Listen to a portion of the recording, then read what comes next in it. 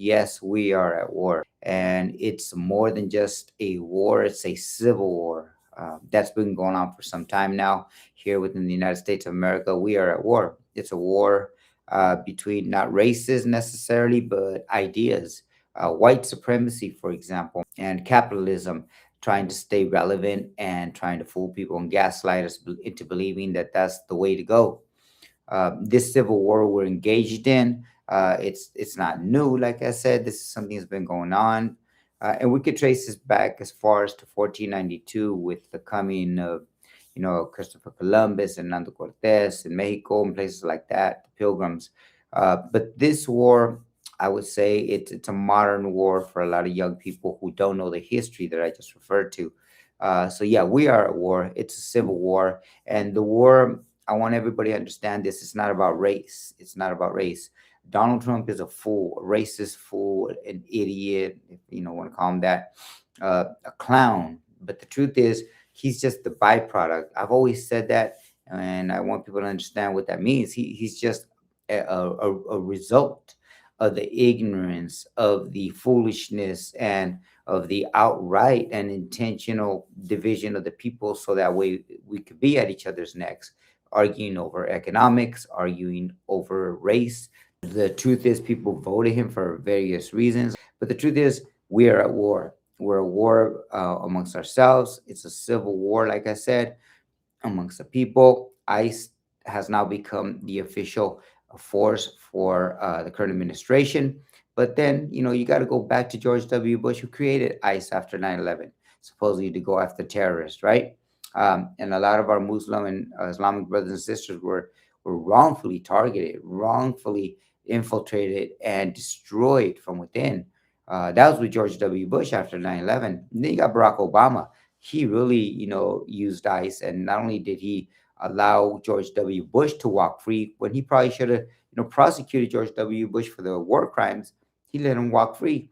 That's your liberal mind state, right? We thought we got a black man in the office. He's a liberal or left wing or whatever. He sympathizes with us. With Si Se Puede, all that was nice and pretty. But what did it do? He became the deporter in chief and allowed the refunding of ICE. And anybody that would have replaced him, doesn't matter who it would have been, whether it was Trump or Biden, was going to continue the same funding that's taking place today.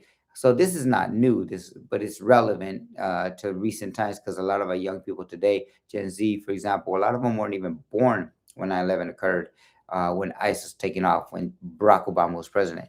So we are at war with each other. But what I want Raza to know is that we got to stay strong, and we got to wipe out those personalities, kick Donald Trump to the side and focus on the bigger picture if you can. That it's ignorance trying to keep us stupid, right? Ignorant. Literally, I'm talking about, literally ignorant, by destroying the Department of Education of all things, escalating the quote unquote Department of War.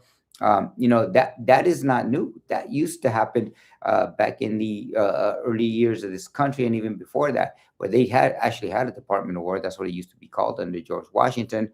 And a lot of us who were brown or black or Asian women, those marginalized communities, we weren't allowed through the doors. We weren't allowed to be educated. Matter of fact, it was illegal for people to teach black slaves, for example, to read. That was actually a crime, because white America, that's rooted in white supremacy at the time, and even today, those roots of white supremacy are strong.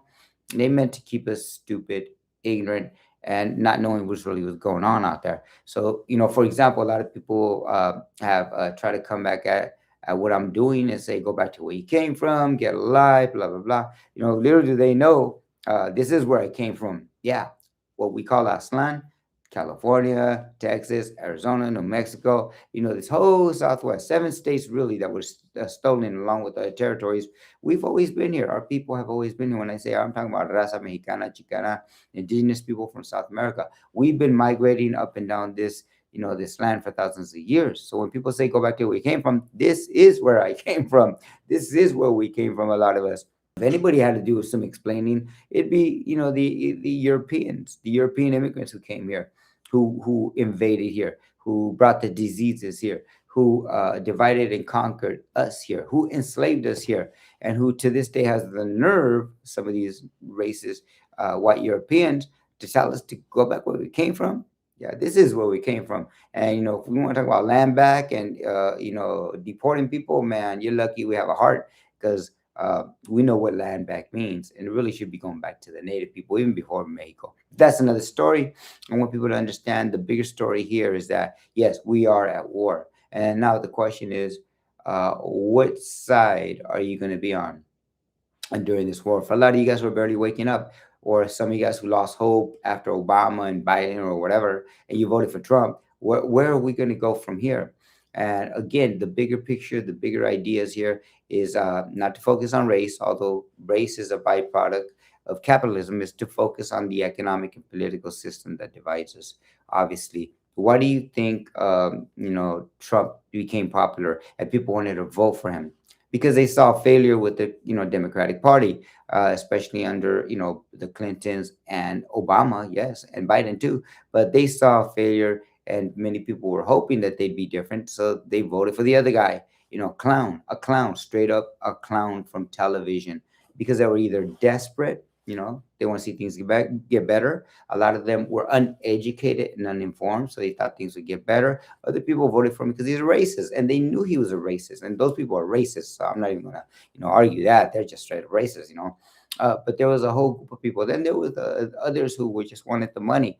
So when we talk about big ideas here, I want everybody to know that the reason we do focus on things like white supremacy on this channel, why we focus on things like history, it's because we got to know that history. Why we focus on economics, and why I really come down hard on capitalism, is because before capitalism existed, our people, all indigenous people around the world, practiced a thing called communalism.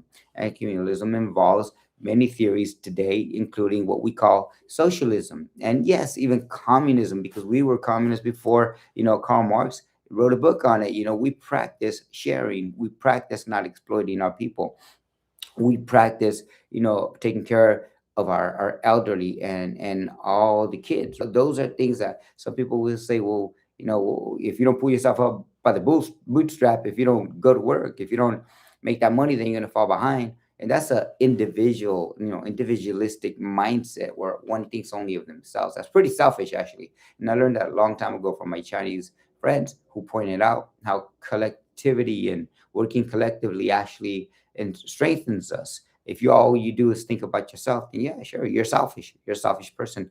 You're a selfish individual with a selfish mindset. And truth is, the movement don't need you. We don't need you if that's how you're gonna do it. If that's all you care about. We need people who are going to think about the greater picture, about everybody.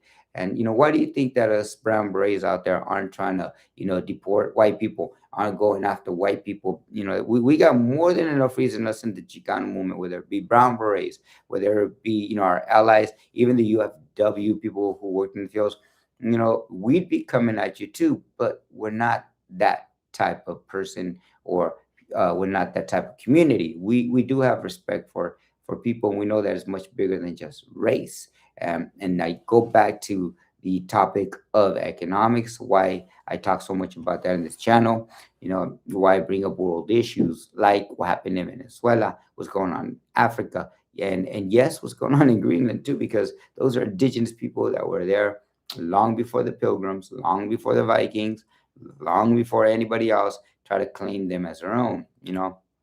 We have to think big picture here, because ultimately we want our younger generation to rise up, to unite, but that's not going to happen if they don't know the true history of, for example, North America and the United States of America and the world at large. They got to know that. So for all my gente out there, for other people out there, who don't know where to turn to, have questions as to what's going on, the short answer to a lot of your questions was yes, we are at war. It's a civil war, but it's a worldwide war that's been going on forever. And it's just going to depend on what do you believe in. And for my religious folks out there, people who believe in God, or Christian, Catholic, Muslim, even Judaism, or any other sect you belong to, the truth is we need you. I've been to Cuba many times, and some of the most outspoken revolutionary people who I met, some of the most organized, quiet, yet doing the work, quote unquote, God's work, right? For the people were people of faith, people who were Christians, who were Catholic, Islamic, and of all religions, including the indigenous and the African religions, because people forget Cuba is a black country, an African nation, right? So for those of you who are of that background, religious faith, if that's what's driving you, I encourage you to stand up, question your so-called religious and spiritual leaders. What are they telling you? What are they actually doing? Because if they don't stand for the people, if they don't stand for the poor, if they don't stand for the quote unquote immigrants, if they don't stand for the vulnerable, then who really do they stand for? Maybe themselves, maybe their church, and that's probably what they're trying to do is keep that clout to remain in power. So question them, because the truth is, some of the strongest, most fearless revolutionaries I've met were religious people. So with that said, I'm gonna end this live because I wanted to send that message out to people that we are not in a small minded state. We are fighting a larger war within a actual civil war in America. And something that's been going on for a while now. But for our Gen Z and younger people who don't understand what's happening, Minnesota represents what's going on within the country as a civil war. Los Angeles, that was a show of force where we knew they were gonna escalate, and now we're seeing white people being shot on the streets of Minneapolis too so far. But we've been shot for a long time. I always say that, right? They're gonna do that to white people. What are they going to do to us, to black and brown people, for example, Asian people? So I encourage everybody to stay on the right side of history. I encourage our religious people to question, your leaders, and if you truly stand for good, stand on the side of the most oppressed. And I encourage people to, pick up a book and study economics, study why capitalism is a failing system, and why capitalism is so dangerous to us, and study why the brown berets today, for example, I don't speak for every brown beret, but I'll tell you this: we know this, that capitalism was not the answer.